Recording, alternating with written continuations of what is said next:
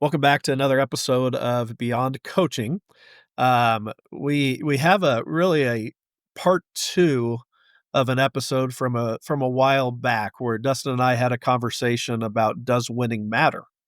And shortly after the release of that episode, I heard from my good friend from the 3D Institute, Mitch Hull, who said a few things via email and asked a question and then got more than he bargained for. And I responded and said, "Hey, this sounds like a podcast episode. Let's have a conversation." So, Mitch, thanks for joining me today.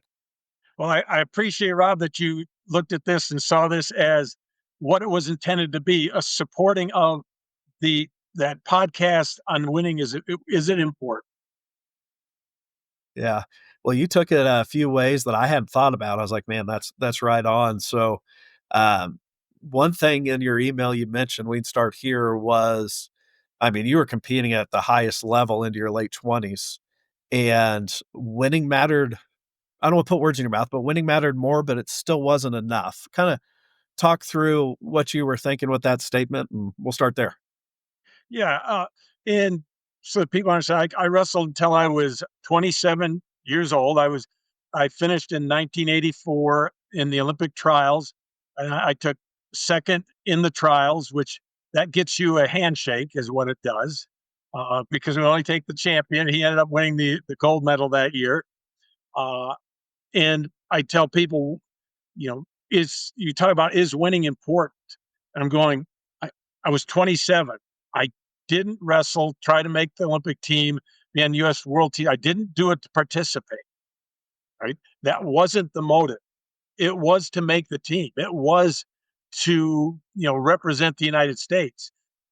And I failed at my goal. I go, which it doesn't make you a failure. This is the kind of conversations I like to have. Most of us, I'd be willing to say, and I don't care what sport you're in, most of us end our career on a loss. If you really start to think about, only those that win the state championship and stop in high school end on a win, right? As we keep going on, professional athletes, unless you win the Super Bowl and retire, most of them end up, not accomplishing what they want. That doesn't make it, you may fail at this, but it doesn't make you a failure. It's the perspective. Well, I think about it? I think about it all the time. You know, I just had a conversation I with friend of mine, Rider College. Uh, I'm actually a trivia question in Rider College. It is, uh, who did Luda Serafino beat in the round of 16, or in the quarterfinals at the NCAA tournament, to become Ryder's first All American? And it was me, right? I'm part of the Rider Wrestling Club now. I've actually given more to Rider Wrestling than anybody else. My dreams being shattered, I say. And but it's only I look back and I say, so what would have happened if I'd have won? What would have happened if I'd been the national champion? What would have happened if I was the Olympic champ? That's a great question, because I'll take it to another athlete, Jordan Burroughs, who's an Olympic champion, multiple time world champion. In fact, in 2012, his Twitter handle is this: all I see is gold. And he won the gold medal that year. And then later on, that about 6 months later, I got to be there when he gave his first testimony about his Christian faith at a church. And he did it in Colorado Springs. And basically he said this, my Twitter handle was all I see is gold. I won the gold medal. And 2 weeks later, I woke up and I was still Jordan Burroughs. People, it's what you do. It cannot be who you are. So and that doesn't mean it's not important, right? It is important, but it cannot be essential, because eventually all it will be is something that you hang on the wall or you put in a drawer, is the medal. It's something that was done at a point in time. It's what you did. And what you have to learn, it cannot be who you are. Who you are has to be big. How do you agreed, but it's to achieve at that level, it has to be so so consuming. Now talk about how you balance that. I mean, it just seems so hard. And sometimes you don't very well Yeah. because here's the thing is that, um, and this is what we talk about too, is that uh, these are goal driven individuals. And I spent 20 years as the national teams director around people for 6 Olympic Games, not just in wrestling, but in a lot of sports that they were going to be the Olympic champion. And goal driven life sometimes is very simple, because what goals do is they do this. They make your focus like this. So all this stuff outside, if it's not helping me get to where I want to go, I don't do it. You know, But the problem with goals is this: they narrow your focus. You don't see a bigger picture. It's just everything is so encompassing. And Yeah. which is why in the Olympic level, we deal with something that's very real, whether people win or they don't. It's called post Olympic depression because everything was focused on this and it's over. Now, who am I? That's the problem. Instead of it being what I do at this level, it becomes who I am. And identity, when it comes to your identity, it is very difficult. Yeah, that reminds me of, sometimes when I speak to groups, I often work in this Tom Brady clip from 60 Minutes, where it was probably 10 years into his career, and there was a question of, like, "Do you wake up and you've done this, like, what's next?" And he had what I took as a very poignant moment. He goes, "Yeah," he goes, "I've had all this stuff, won Super Bowls, married a supermodel." He goes, "I still wake up in the morning and say, 'God, there has to be more than this.'" And, and it's just yeah, you see people that level, and I think there's a lot of emptiness. Yeah. And in fact, it goes into the idea of um, success versus significance. This is what the problem is. Mhm. There's nothing wrong with success, but understand its limitations because what it is, success is about goals, significance is about purpose. Goals are a destination, significance is a journey. And here's the thing: when you accomplish a goal, it's rewarding. We all feel good, even if it's to go out and I'm gonna run 2 miles in under 15 minutes, and somebody does it. You feel good. You accomplished a goal. But significance, okay, is not just it's not rewarding. It's fulfilling. When you make a difference in somebody, that laugh, it's a fulfilling feeling. So, and the problem with success, it's rewarding, but it's temporary.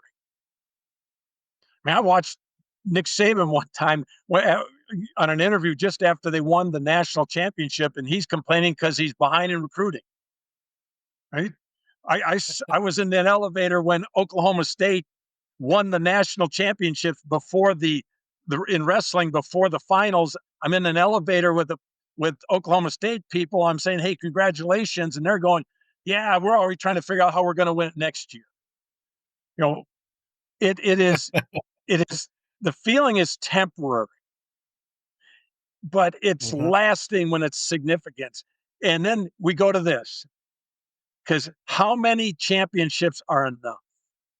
How many conference, how many state, how many national, how many Olympic golds, how many are enough? And there's research on this. And the research is clear. It's this. How many are enough? One more. One more. It will never be Yeah. enough. And Dan Gable has said this. It was well over a decade or more ago. Gable said one time, who's one of the great wrestling coaches, he's an icon. And and he goes, when you win a wrestling tournament, they ought to give you a green banana and take that banana to school, show your buddies, take a picture of it, send it off to grandma and grandpa, put that green banana on your mantle. And when it turns black, It's time to win another banana. It'll never be enough. And so we have to Never be change enough. our focus, is what we try to help people do, and to focus on significance and let success be the byproduct. Yeah. So talk about give some people some practical ideas of how you develop significance. And I'll say one more thing. I just got done reading a book by Steve Magnus called "Win the Inside Game," and he looks at high performers. And so he had a quote in there I like of "We need to care deeply, but not in a way that we lose control."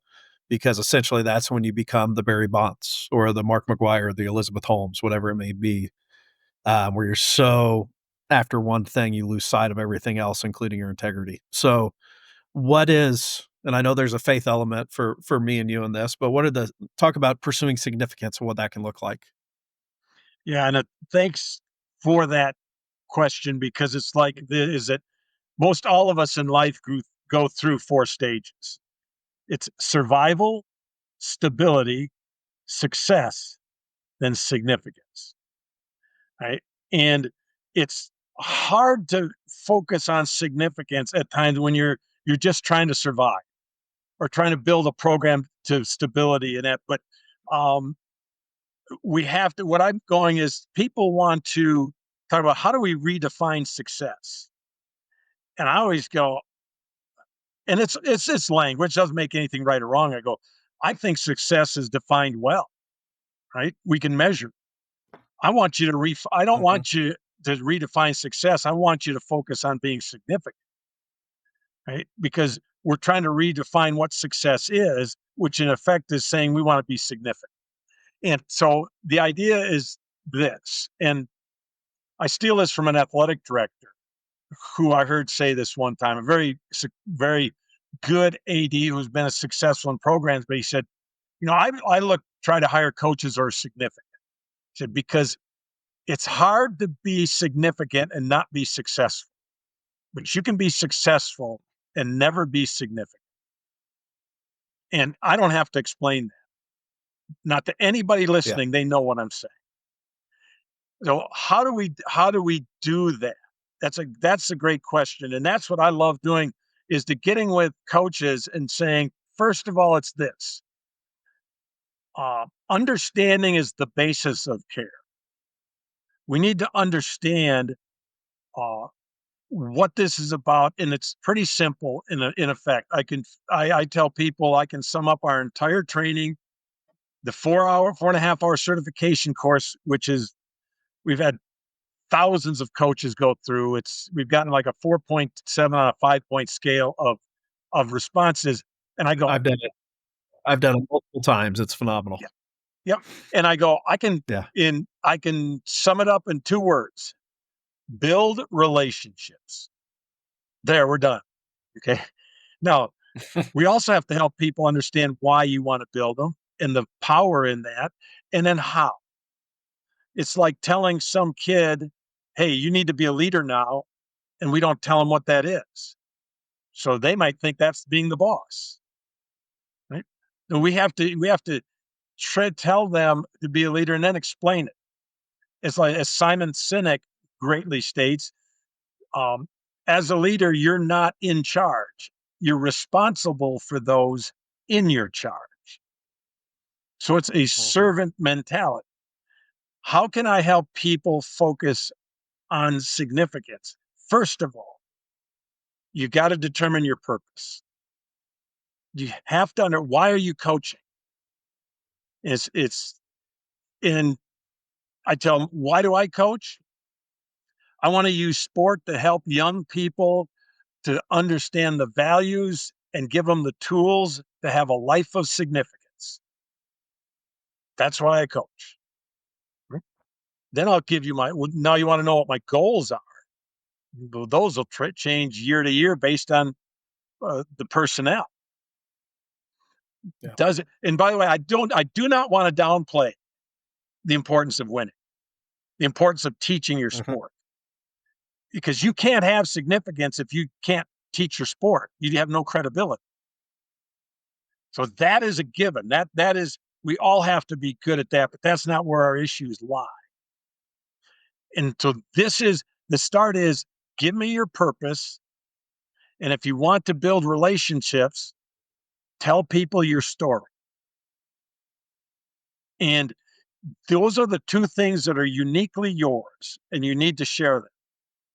And I'll give here's my and the other part is I say, if you're going to give them your story, do it in 45 seconds. You know, now if they want to learn more, they can talk to you later. And Mhm. here's and as example, here's my story. I say I would be up in front. I say most of you know I competed longer than most people until 27, and yet I'm like most everybody else. I failed at my goal. Doesn't make me a failure, but I failed at my goal to be on the U.S. Olympic team. But if you were to ask me, would you do it all over again, even if you knew the result would be the same? I would tell you in a heartbeat, because it's not just about the destination. The journey matters. And what I learned about myself, the friends I made, the experiences I had, that's the kind of experience I want for your son or daughter on their journey through sport. That's it. That's my story.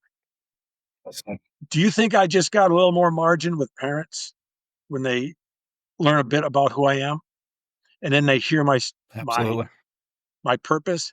That's why those two matter. And you know what? The next guy could get up. My assistant coach could get up and go, "Hey, everybody knows I was a pretty good athlete. Some people would say really successful in high school. And I went to practice. I did what the coaches said, but I never did anything extra. I never got out of my comfort zone. And before I knew it, my career was over and I have regrets.